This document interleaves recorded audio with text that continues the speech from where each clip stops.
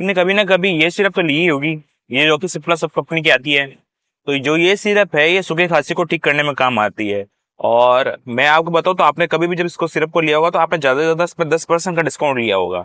लेकिन एक्चुअली ये जो सिरप है ये जेनरिक कैटेगरी में आती है। तो अगर आप कभी भी मेडिकल स्टोर से इसको परचेस करें तो आप इस पर मिनिमम 20 to 30% डिस्काउंट ले सकते हैं। और वहीं पे आपको मैं ये उसी कंपनी की दूसरी सिरप दिखाता हूँ। ये भी सिरप है जो भी ड्राई कफ के लिए काम आती है, उसी कंपनी की है, सेम फॉर्मूला है, लेकिन एक्चुअली ये फार्मा का प्रोडक्ट है क्योंकि इसको डॉक्टर प्रिस्क्राइब करते हैं। तो इसी कारण से ये दवाई महंगी बिकती है। तो और इस पे आपको मेडिकल स्टोर पर 10% डिस्काउंट मिल सकता है। तो ऐसे ही इन्फॉर्मेटिव टिप्स को जानने के लिए डीआरएक्स युवराज शर्मा को सब्सक्राइब करें।